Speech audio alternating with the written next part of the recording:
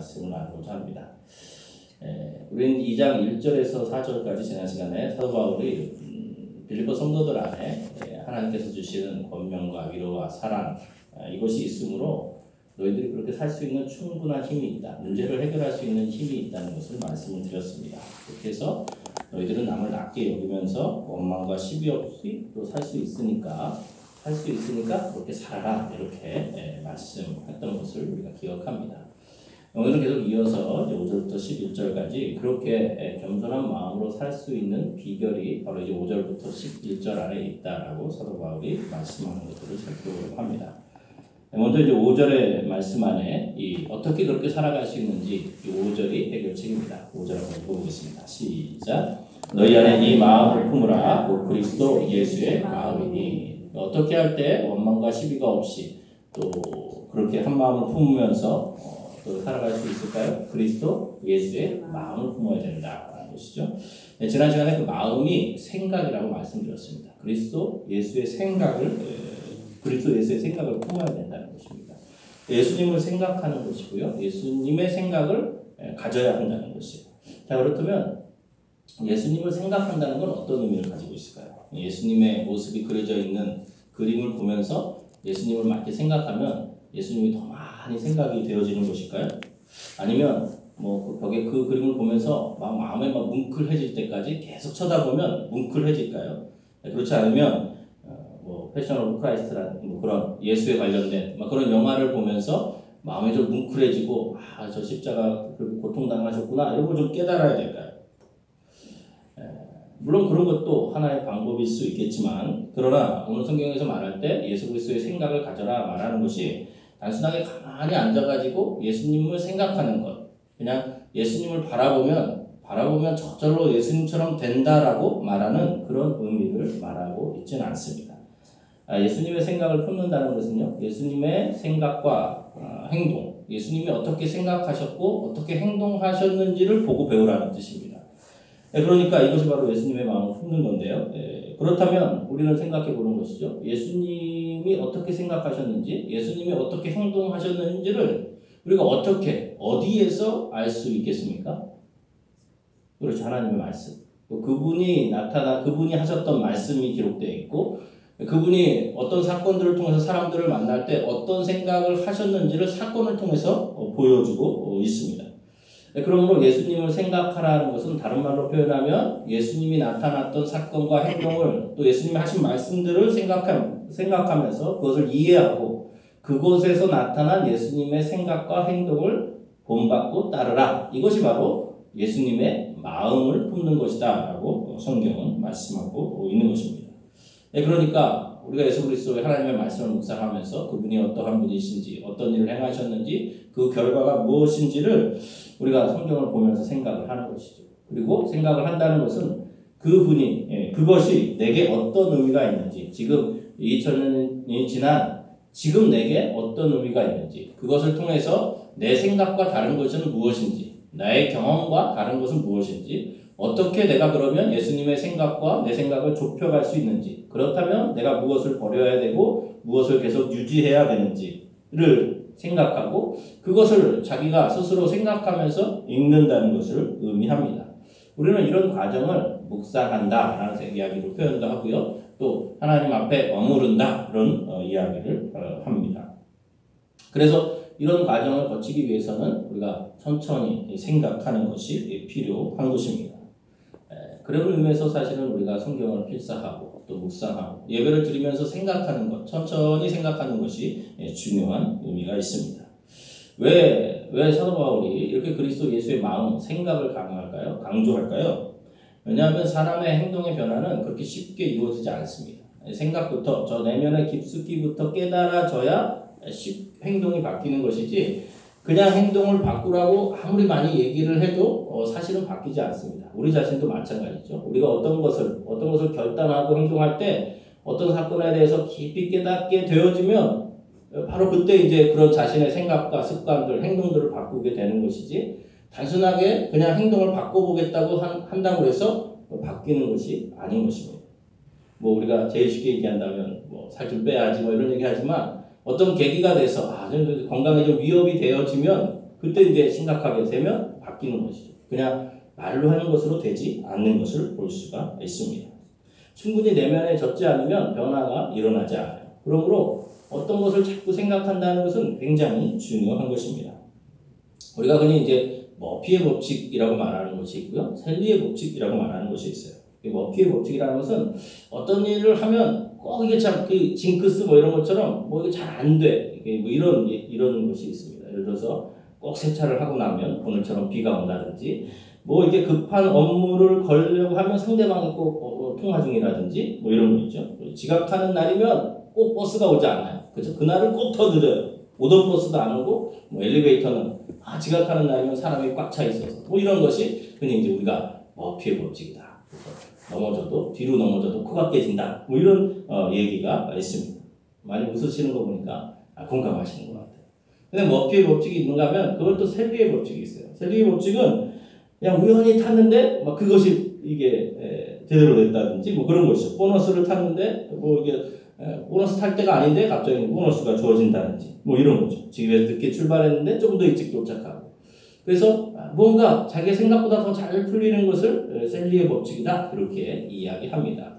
그런데 이 머피의 법칙과 셀리의 법칙은 생각해 보면 어떤 것을 생각하느냐에 따라서 머피의 법칙이냐 셀리의 법칙이냐 결정이 되는 거예요. 안 좋은 쪽으로 생각하면 머피의 법칙이 되는 거고요. 좋은 쪽으로 생각하면 그것이 셀리의 법칙이 되어지는 것입니다. 그러므로 우리도 예수 그리스도를 생각한다는 것은 바로 이런 것이죠. 그분이 행하셨던 일, 그분의 사역들을 좀 더 생각하면서 그것을 천천히 마음에 새기고 마음에 새기면서 나아갈 때 하나님께서 우리에게 큰 은혜를 주시는 것입니다. 우리 한국교회를 돌아볼 때 봉사를 많이 안 해서 위기라고 말하지 않습니다. 그렇죠? 한국교회가 어느 단체보다도 더 많이 지역사회도 섬기고요. 봉사도 많이 하고요. 구제도 많이 합니다. 무엇이 문제입니까? 예수 그리스도의 마음을 품지 않기 때문에 문제가 있는 것이죠. 예수 그리스도의 마음을 품지 않는 것, 예수 그리스도를 생각하지 않기 때문에 그런 것이에요. 예수 그리스도의 생각과 행동을 잘 모르기 때문에 문제가 되는 것이죠.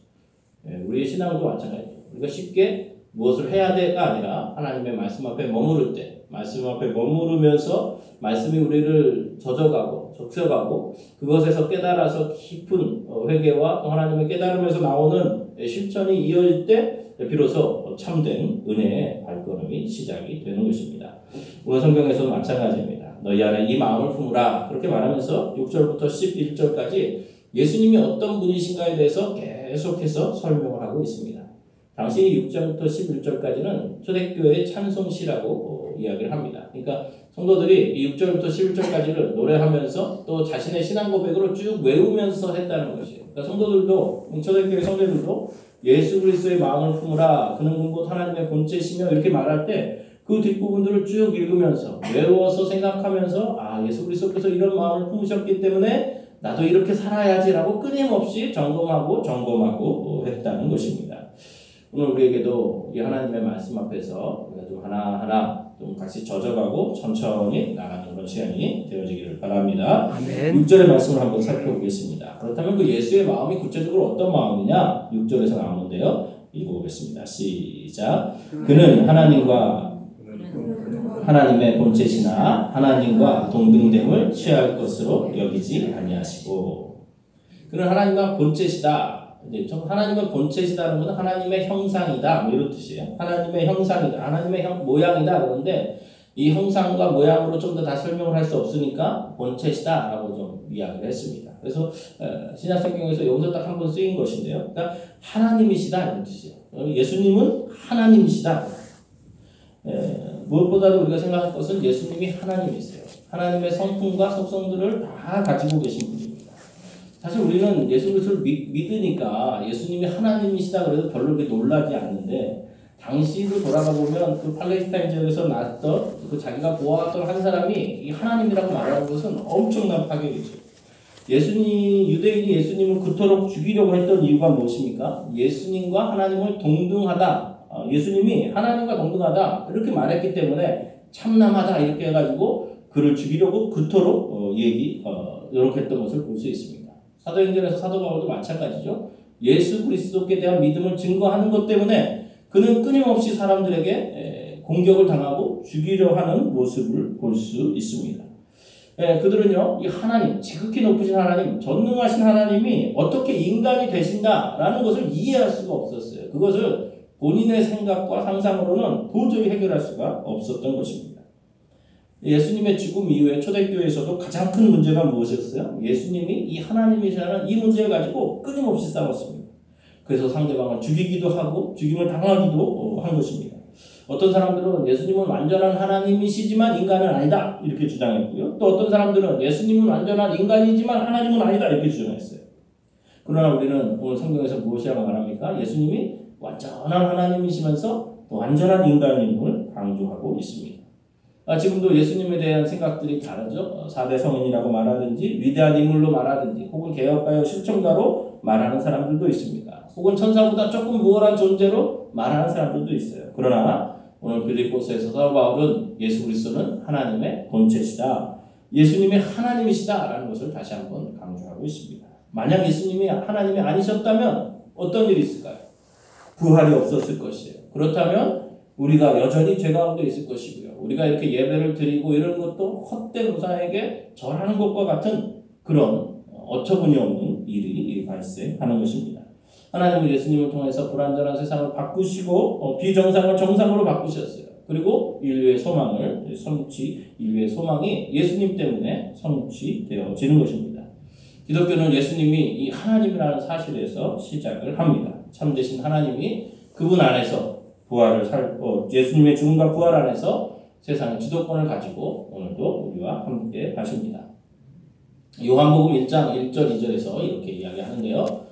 요한복음 1장 1절 2절 한번 볼까요? 같이 한번 읽어보겠습니다. 시작. 태초에 말씀이 계시니라. 이 말씀이 하나님과 함께 계셨으니 이 말씀은 곧 하나님이시라. 2절. 그가 태초에 하나님과 함께 계셨고, 그가 말씀이신 하나님이 어떻게 해요? 태초에 하나님과 함께 계셨다. 성경은 말씀하고 있습니다. 예수님이 창조주이시며 그 창조의 영광과 같이 계셨던 분이다. 이렇게 이야기하고 있는 것입니다. 골로새서 1장 15절에서는 또 이렇게 표현을 합니다. 같이 읽어볼까요? 시작. 그는 보이지 아니하는 하나님의 형상이시요 모든 피조물보다 먼저 나신 분이니. 하나님은 창조 이전에서 하나님의 아들이셨고, 그렇죠? 이후에도 예수님은 하나님의 아들이셨다라는 것을 강조하고 있습니다. 특별히 이 히브리서 1장에서 보면 1장 전체가 예수님이 어떤 분이신가에 대해서 아주 강력하게 우리에게 전하고 있습니다. 우리 히브리서 1장 1절에서 8절까지인데요. 우리 한 절 한 절 같이 한번 읽어보겠습니다. 시작. 옛적에 선지자들을 통하여 여러 부분과 여러 모양으로 우리 조상들에게 말씀하신 하나님이 이 모든 날 마지막에는 아들을 통하여 우리에게 말씀하셨으니 이 아들을 만유의 상속자로 세우시고 또 그로 말미암아 모든 세계를 지으셨느니라. 3절. 이는 하나님의 영광의 강체시요 그 본체의 형상이시라. 그의 능력의 말씀으로 만물을 붙드시며 죄를 정결하게 하는 일을 하시고 높은 곳에 계신 지극히 크신 이의 우편에 앉으셨느니라. 4절. 그가 천사보다 훨씬 뛰어남은 그들보다 더욱 아름다운 이름을 기업으로 얻으시니. 5절. 하나님께서 어느 때에 천사 중 누구에게 너는 내 아들이라 오늘 내가 너를 낳았다 하셨으며 또다시 나는 그에게 아버지가 되고 그는 내게 아들이 되리라 하셨느냐. 6절. 또 그가 아들을 이끌어 세상에 다시 들어오게 하실 때에 하나님의 모든 천사들은 그에게 경배할지어다 말씀하시며. 7절. 또 천사들에 관하여는 그의 천사들을 바람으로 그의 사역자들을 불꽃으로 삼으시니라 하였으되. 8절. 아들에 관하여는 하나님이여 주의 보좌는 영영하며 주의 나라의 귀는 공평한 귀이니이다. 아멘. 이 히브리서 1장을 전체를 읽어보면 예수님에 대해서 자신이 알고 있는 모든 것을 들어서 그를 찬양하고 있는 것을 볼 수 있어요. 그는 하나님의 영광의 강체시오 본체의 형상이다. 지극히 높으신 이의 우편에 앉으셨다. 그가 천사보다 훨씬 뛰어나다. 어느 누가 너는 내 아들이라 하는 소리를 들어본 적이 있느냐? 바로 그분이시다. 그렇게 히브리서 기자는 말씀하고 있습니다. 이 예수님께서 어떻게 해요? 우리의 주가 되시는 것이죠. 이 예수님이 우리와 함께 하시는 것이죠. 이 예수님이 우리의 모든 죄를 십자가에서 도말하시고 지금 우리와 함께하고 계시는 것입니다. 이 예수님이 원래 하나님의 본체시요 하나님이신 것이요. 그분이 우리의 주, 우리의 하나님 되십니다. 그 하나님, 그 예수 그리스도를 우리가 분명히 알고 나아가는 것이 필요한 것입니다. 그런데 이 하나님과 동등되신 분, 하나님과 본체이신 그분께서 그토록 큰 영광과 위엄을 가지고 있는 그분께서 행하신 일을 6절부터 8절까지 바울은 우리에게 가르쳐주고 있습니다. 우리 다시 한번 읽어볼까요? 6절 빌립보서 2장 6절 7절 8절 시작. 그는 근본 하나님의 본체시나 하나님과 동등됨을 취할 것으로 여기지 아니하시고 7절 오히려 자기를 비워 종의 형체를 가지사 사람들과 같이 되셨고 8절 사람의 모양으로 나타나사 자기를 낮추시고 죽기까지 복종하셨으니 곧 십자가에 죽으심이라. 아멘. 예수님께서 그 하나님의 본체, 영광의 본체이신 그분께서 어떻게 하셨습니까? 자신의 그 본체, 자신의 영광을 취할 것으로 여기지 않고 자기를 비웠습니다. 이 시간에 우리 같이 한번 합심해서 한번 기도할 때 하나님 너희 안에 이 마음을 품으라.